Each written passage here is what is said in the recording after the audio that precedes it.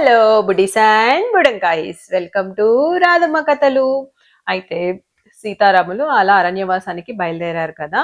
అలా గంగా నది తీరంని దాటుకొని చిత్రకూటమి దగ్గర ఉంటారనమాట, ఒక కుటీరం వేసుకొని. అయితే ఇలా శ్రీరాముడు అరణ్యవాసానికి వెళ్ళిపోయాడు అన్న వార్త వినగానే భరతుడు శత్రుఘ్నుడు ఆగమేఘాల మీద అయోధ్య నగరానికి చేరుకుంటారు. అసలు విషయం ఏం జరిగింది అని తెలుసుకుంటారు. ఇలా తన తల్లి కైకేయి చేసిన తప్పు వల్ల శ్రీరాముడు అరణ్యవాసానికి వెళ్ళాడు అని చాలా కోపం వస్తుంది.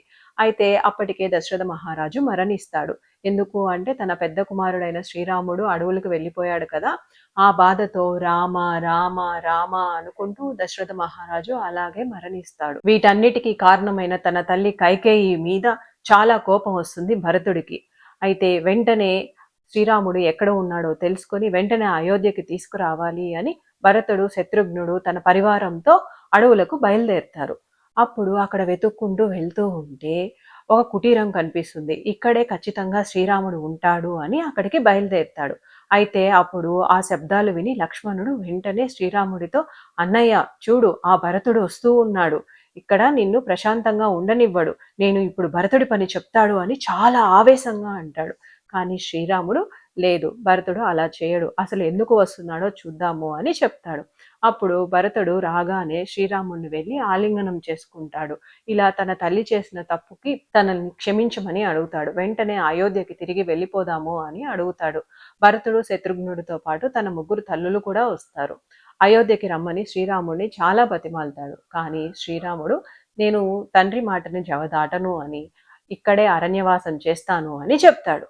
అప్పుడు భరతుడు, సరే, నువ్వు ఎలాగో రావు కదా, నీ పాదుకలనైనా ఇవ్వు, నేను వాటిని అయోధ్యలో పూజించుకుంటూ నేను రాజ్యపాలన చేస్తాను అని శ్రీరాముడి యొక్క పాదుకులను తీసుకుంటాడు. ఆ పాదుకులను తన తల మీద పెట్టుకొని అలా తిరిగి అయోధ్యకి బయలుదేరుతాడు. ఆ పాదుకులను అయోధ్యలో సింహాసనం మీద ఉంచి దానికి రోజు పూజిస్తూ అక్కడి నుంచే పరిపాలన కొనసాగిస్తాడు. అయితే ఇదంతా జరిగిన తర్వాత ఆ చిత్రకూటమిలో శ్రీరాముడు ఉండలేకపోతాడు. ఎందుకంటే పదే పదే తన తల్లి అయిన కౌసల్య, సుమిత్ర, కైకేయి, అలాగే భరతుడు, శత్రుఘ్నుడు వీరందరూ గుర్తుకు రావడంతో అక్కడ ఎక్కువ కాలం ఉండలేకపోతాడు శ్రీరాముడు. అందుకే అక్కడి నుంచి బయలుదేరి వెళ్ళిపోతాడు.